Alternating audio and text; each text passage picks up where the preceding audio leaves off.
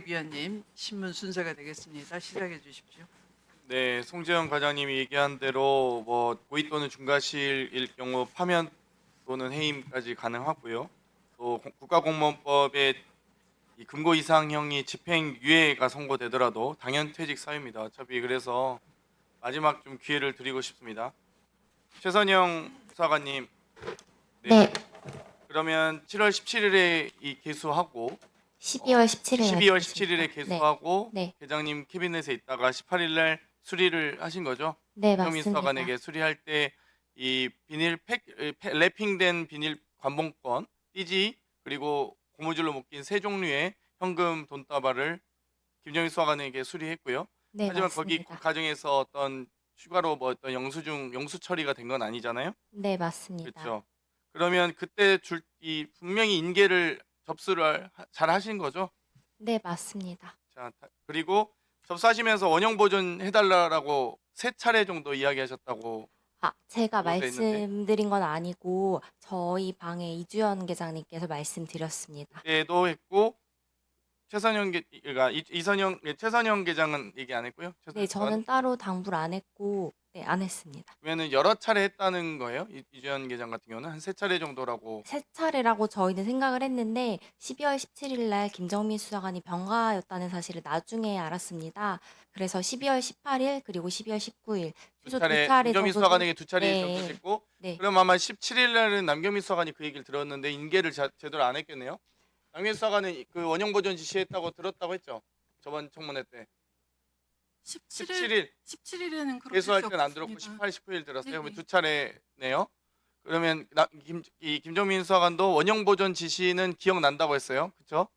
네, 맞습니다. 원형 보존 지시 받은 건 기억나잖아요. 네. 원형 보존 지시를 받으면서 기억이 나는데 이 랩핑된 관봉권이 기억이 안 난다는 거예요.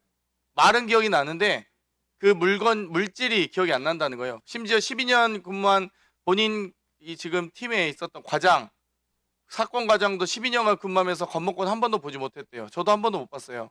근데 김정민 수사관은 보고도 원형 보존 지시라고 해서 이게 원형이 뭐지? 라고 하면서 접수를 받았는데 그걸 기억 못하는 거예요. 그렇죠? 그러면 본인이 이제 훼손하게 되는 거예요. 아셨죠?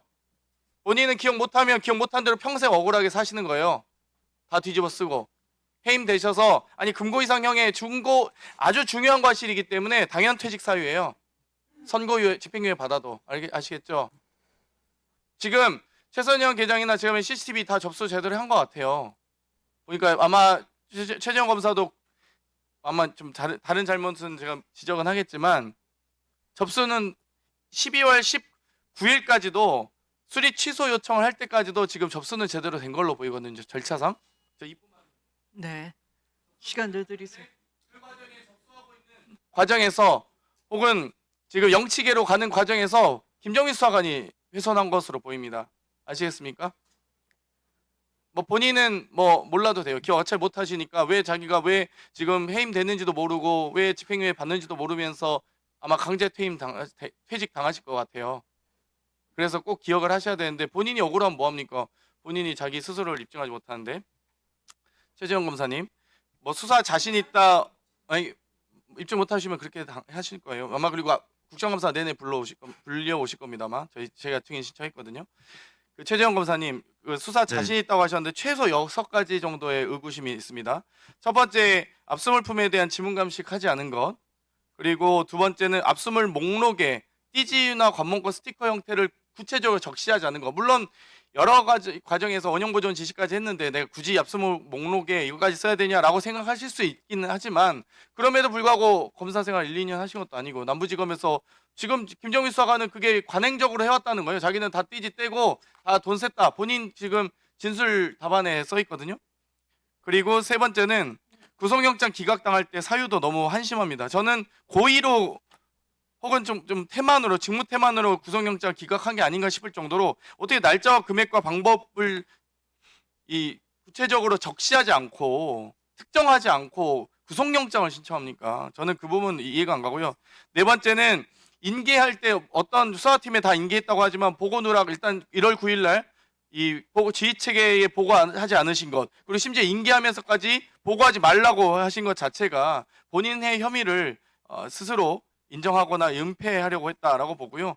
이 다섯 번째, 그리고 압수물품을 왜 수리 취소를 합니까? 본인 캐비넷에 왜 놔둡니까? 그것도 저는 이건 좀 소명하셔야 될 것 같고요. 여섯 번째, 지금 모든 수사관이 저한테 얘기하는 게 한국은행에 문의를 해서 추적 어렵다 나가니까 검찰이 네 하는 검사가 없다는 겁니다.